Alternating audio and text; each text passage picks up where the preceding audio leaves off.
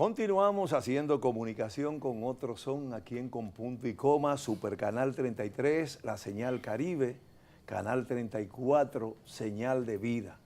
Hoy vamos a hablar con un especialista en el tema de la educación dominicana residente en el exterior, en torno a un libro muy interesante, que luce ser muy interesante, las reformas educativas en América Latina y en los Estados Unidos, sus incidencias en la calidad y equidad de la educación. Se trata de la doctora Francia Vargas Andelis. Muchísimas gracias por estar con nosotros, doctora. Bienvenida al programa. ¿Cómo se siente? Muchísimas gracias, muy feliz de estar aquí con todos ustedes, un distinguido público que con tanto cariño y entusiasmo lo vemos en los Estados Unidos y agradeciéndole la invitación. Ya usted me saludó, ¿verdad?, a Isabel, la doctora Isabel Tejada, una fiel seguidora de Con Punto y Coma, y a Rafael Neptalí, el fuerte de la mecánica. Esos son mis hermanos, mis amigos más queridos. ¿Cuántos años lleva usted ya en los Estados Unidos? Cerca de 25 años. 25 años. Alrededor de 25 como educadora, años. ¿no? Toda mi vida he sido educadora, desde muy jovencita. Comencé a estudiar educación en la Escuela Félix Evaristo Mejía cuando tenía 16 años. 16 años. No ha llovido mucho después de eso, no se vaya a creer. Sí. Y realmente, ¿qué le llevó? Sabemos que usted es maestra, ¿no? Usted es educadora. Sí, sí. Pero concretamente, ¿qué le llevó a escribir esta obra que yo hacía mención? Y que pronto será puesta en circulación acá en República Dominicana. Sí, esta obra, las reformas educativas en América Latina y en los Estados Unidos, será puesta en circulación este lunes 27 de agosto en la librería Cuesta, que está ubicada en la avenida de Abraham Lincoln con 27 de febrero, aquí en Santo Domingo, a las 6:30 de la tarde. Si usted me permite el honor de invitar a todos ustedes de la audiencia, nos encantaría que fueran a compartir con nosotros los criterios que analizamos y que externamos en esta obra sobre reformas educativas. Realmente, lo que me llevó a escribir este libro fue la preocupación por la educación latinoamericana a nivel general y cómo las reformas educativas han incidido en la calidad y en la equidad de la educación. El libro maneja 4 elementos muy importantes: América Latina y Estados Unidos como los 2 lugares de análisis, y la calidad y la equidad de la educación a la luz de las reformas educativas. ¿Qué ha hecho la reforma? ¿Cuáles son las reformas educativas? Entonces, en la tesitura de este análisis, el Instituto PISA, o el programa PISA, que es un programa de la UNESCO de evaluación de estudiantes, de evaluación de estudiantes, en un estudio que se hizo en el 2015 sobre matemáticas, lectura y ciencias. Este estudio fue implementado en 41 países y participaron 55,000 estudiantes. De este estudio... ¿Se incluyó a República Dominicana entre esos países? Se incluyó a República Dominicana, y permítame decirle lamentablemente que la República Dominicana sacó el último lugar. Singapur sacó el primer lugar. Entonces, esta preocupación por la educación de mi país, el país de mis amores, sumado a la preciosa lucha del 4% para la educación, fue lo que me motivó a mí a profundizar la investigación y a escribir este libro sobre reformas educativas, que no es un libro de educación, más bien no es un libro de pedagogía, es un libro de política educativa, es un libro que le dice a la gente qué es lo que se ha estado haciendo y qué es lo que no se ha estado haciendo. En materia de política educativa a nivel de América Latina y de Estados Unidos. Y de Estados Unidos por separados. Okay. Este libro contiene los 11 capítulos. Los primeros 9 capítulos son dedicados a América Latina y los últimos 2 capítulos a los Estados Unidos. Incluso el último capítulo está dedicado al sistema educativo en el estado de Nueva York, en virtud de que tanto en Estados Unidos como nación, como en Nueva York, vivimos. Mire, profesora, yo quiero llegar al caso de Nueva York, porque es de interés de todo el teleauditorio de Con Punto y Coma, pero previo, quiero que nos irradie un poquito de luz en torno a ese estudio que hizo PISA, el programa ese denominado en el PISA. 2015. En el 2015, es decir, hace 3 años, 2 años y algo. Mira, donde se establece que República Dominicana tiene un estudiantado con un bajo nivel en lo referente a matemáticas, lectura y ciencias afines. Así es. Eso dice PISA. ¿Cuántos países se tomaron en consideración?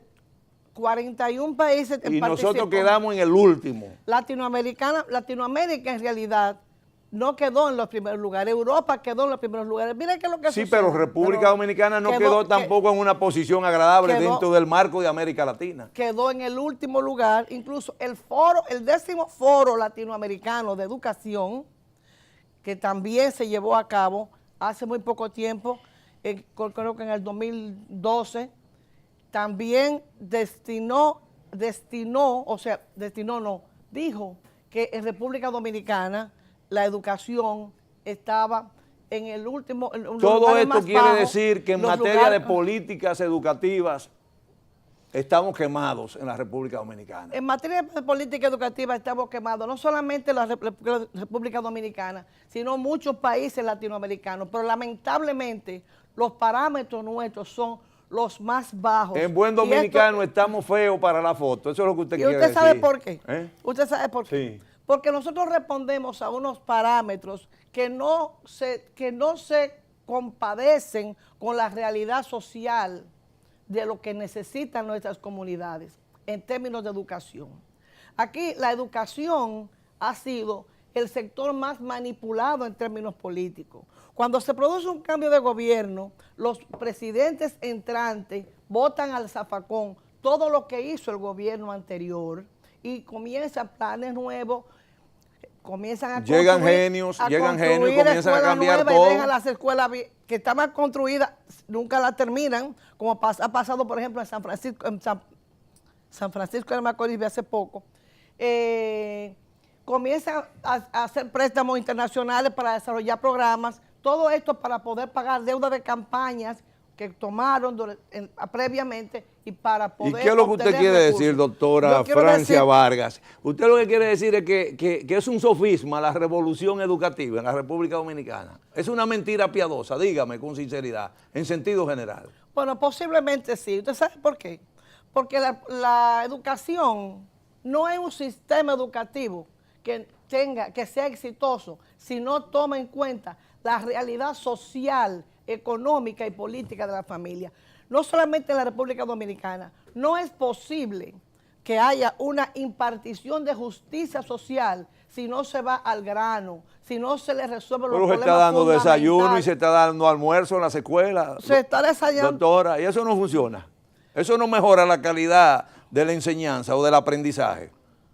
Bueno, realmente yo no sé, porque aquí hace un tiempo que se estaba dando desayuno y los estudiantes se intoxicaron y casi se mueren muchísimo. En Nueva York, donde yo vivo, le puedo decir a usted que se da desayuno y se da comida. Y la 2/3 parte de la comida termina en el zafacón porque es tan mala y los estudiantes se quedan con hambre y la comida va para eso es Nueva York. Eso es en Nueva York. Repítamelo, por favor. ¿Cómo es el asunto? En Estados Unidos, no sé, pero específicamente en Nueva York. Nueva York. Yo he vivido eso, doctora, yo lo he vivido. A una cafetería de un restaurante, de una escuela, y se da cuenta que por lo menos mínimo las 2/3 partes terminen en el zafacón y los niños y que se sepa, se da un buen almuerzo, comparado con República Dominicana. Si ahí no hay hoja de repollo, ni hay espagueti. Si eso es allá, pero no solamente eso, Trifolio. En el estado de Nueva York, por ejemplo, tenemos el caso, vamos a decir, y no hay suero ahí, allá lo que hay es leche. Vamos a tener el caso, y gelatina. Del internet. Y allá buena carne, doctora. Porque yo lo he vivido, yo he cruzado por muchos centros de enseñanza. Y aún así el sazón, la forma, o sea, es tan mala que dice que lo botan. Sí, los estudiantes lo tienen. Además hay personas especializadas para tratar con los estudiantes que quieren en cierto modo inducir, consuman, y aún así no se logra. Es terrible el asunto. Es terrible el asunto. En algunos sitios lo hacen, en otros sitios no lo hacen. Doctora, entonces aquí no se ha avanzado nada después del 4%, según dice usted, entonces la educación sigue estancada. No hay esperanza de que esos índices que usted ha planteado mejoren en un futuro no muy lejano. Mire, sí, mientras el gobierno no tome en cuenta la realidad social de las familias, la realidad económica, la pobreza, la desesperanza, la falta de perspectiva de los padres, mientras no se enfrente a fondo esa situación, la educación será un sofisma. Pero también el currículo de los maestros y sobre todo otra cosa, doctora, otra cosa muy importante, porque no es solamente la realidad de afuera, sino también los programas educativos. Porque usted puede tener una escuela muy bonita, preciosísima, una edificación maravillosa, pero eso se parece como a una buena computadora. Eso es un instrumento dentro del marco de la educación, no es la educación per se. Y usted tiene, por ejemplo, una buena computadora y por más bonita que sea y más moderna que sea, si usted a través del teclado le introduce pupú, pupú sale por la pantalla. Y eso mismo ocurre en una escuela que puede ser muy confortable, muy moderna, con aire acondicionado, con todas las herramientas habidas y por haber en el orden pedagógico, pero si quien lo está manejando no tiene realmente el dominio del lugar, ¿qué puede producir? Bueno, realmente tengo que decirle dos cosas al respecto. Por ejemplo, en Nueva York existe computadora con internet en todas las partes. Sin embargo, los estudiantes no le sacan el beneficio 1000 por 1000 a las computadoras. Correcto, estoy de acuerdo. Porque muchos de ellos se dedican a copiar y a chatear, y a ver mujeres en cuero y cuestiones de eso. No se permite las muñequitos. No se permite las escuelas. Lo que hacen es que te copien las informaciones y no piensan, quiere que la computadora le haga el trabajo y los maestros, muchos maestros, son indiferentes a esa situación. Se mecanizan entonces, lo que usted quiere decir. O sea, no discurren, no hay piensan, racionamiento. no razonan, quiere que la computadora le haga el trabajo y muchos maestros son indiferentes. Aquí, por ejemplo... Por eso que nosotros hemos encontrado, perdóneme doctora, yo viví la experiencia de un profesor a quien le retiramos la materia en el área universitaria, que no sabía dividir, un profesor que tuvimos de estadística en la Universidad Autónoma de Santo Domingo, ya hace varios años, que no sabía dividir 55 entre 10. Y no tenía calculadora. Y usted sabe qué tuvimos que hacer los estudiantes, retirar la materia. Los estudiantes que nos respetaban. Lo sacaron de ahí. Tampoco, porque no todo el mundo sabe manejar ese instrumento que usted está diciendo, calculadora y computadora, no todo el mundo tiene ese dominio. Pero yo quiero que hablemos otra vez del asunto de los maestros. No solamente República Dominicana, sino Latinoamérica. Los maestros han sido la clase profesional más marginada de toda la y más golpeada también. Y más golpeada. Eso es así, injustamente muchas veces. Este libro le habla a usted de la lucha magisterial, de cómo la reforma educativa ha sido manejada, favorecida, perjudicada por tres sectores fundamentales, que son el gobierno, que pretende modernización y desarrollo, pero superficial, porque si solamente le ponen la escuela bonita y pintadita y no hay un programa serio, entonces es superficial. Los maestros que demandan mejoras salariales y con razón, porque las deudas pendientes de los gobiernos con el sector magisterial es muy vieja. Por eso es que la mayor parte de los sueldos de educación se gastan, del presupuesto de educación, tanto en Latinoamérica como en Estados Unidos, se van pagando sueldo a maestros y a los empleados, la mayor parte. Y ese es parte del problema que tenemos. No hay una diferenciación del presupuesto para los sueldos para los maestros y para los programas educativos para implementar la calidad, porque déjeme decirle una cosa, la equidad educativa no es lo que mucha gente considera, que es repartirle a cada quien por igual. Equidad significa darle más al que más necesita, de acuerdo a sus necesidades. Doctor, aquí se cree que mejora la educación si se le compra un carro al maestro. El maestro que no aquí, está, o sea, no vamos a negar que sea una necesidad, sí, pero no es una prioridad y que para educar. Eso no es una prioridad. Entonces sentimos gran orgullo porque ahora todos los maestros no van a la escuela a pie ni en motocicleta, van en vehículos de motor de 4 gomas. Y eso realmente repercute de manera tan positiva como para que usted lo esté vendiendo como un gran logro. Por Dios. Bueno, realmente eso podría parecer parte de una propaganda, de una promoción Maniqueísmo es gubernamental, porque déjeme decirle, el problema no es el maestro. Hay muchas maneras, hay muchas maneras de hacer política. Hay un pedagogo. Excúseme, doctora. Yo soy, no digo fui porque ahora no estoy ejerciendo, pero yo me siento ser maestro, no profesor. Y lo es, Y porque lo hace la televisión cada día. Estuve durante un largo tiempo esa responsabilidad de ser maestro de universidades, pagándome 50 pesos la hora. Y yo fui un maestro que nunca llegué en un carro moderno ni en una jipeta. ¿Usted sabe cuál era mi vehículo, cuál era mi medio de transporte? Una motocicleta, una pasola, que recuerdo que me dijo mi querida hija, mi primera hija, me dijo, papi, pero el único que viene en motor a la universidad eres tú, porque todos mis alumnos iban en Peugeot y en Mercedes-Benz, porque eran hijos de riquitos, de una universidad de mucho prestigio acá. Sin embargo, yo me puedo vanagloriar, no con un orgullo banal, de que yo fui un maestro. ¿Y cómo lo compruebo? Cuando ando por ahí en algunos rincones y aparece un alumno y me dice, profesor, yo sí le agradezco el sacrificio que usted hacía, porque yo sí perdí tiempo no tomando en cuenta los mensajes que usted emitía en esa aula.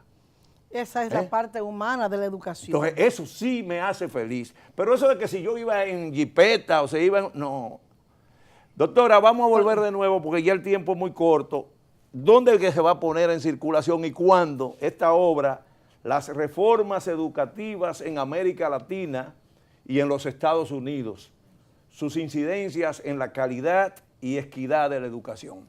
Se va a poner en circulación este lunes 27 de agosto a las 6:30 en la librería Cuesta. Todos están invitados.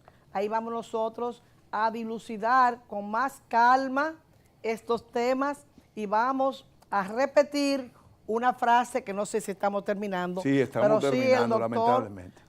Alfonso Valera, cubano, pedagogo cubano, él sostiene y él proclama en nombre del 10º Foro Latinoamericano de Educación que no se haga política con la educación, sino que se haga de la educación la mejor política. Muy bonita, muy interesante y muy profundo el mensaje. Doctor, entonces, lunes, ¿qué hora? A las 6:30. ¿En dónde? En la librería Cuesta. La invitación es abierta. Cualquier persona que desea, ¿verdad? Puede acercarse. Vamos a hablar de política educativa.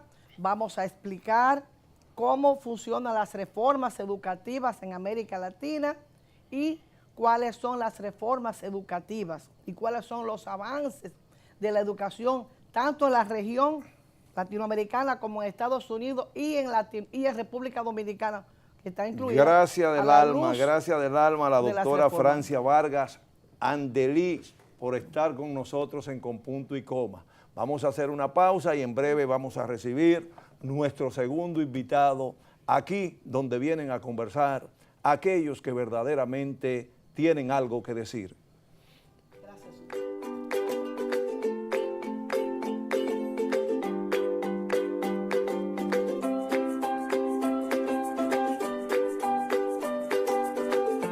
Un saludo a todos aquí en Nueva York, que sigan viendo Con Punto y Coma, que es el mejor programa de República Dominicana hacia aquí, en la ciudad de Nueva York, en los Estados Unidos, con Trifolio, con Juan Cruz Trifolio, el multidivo.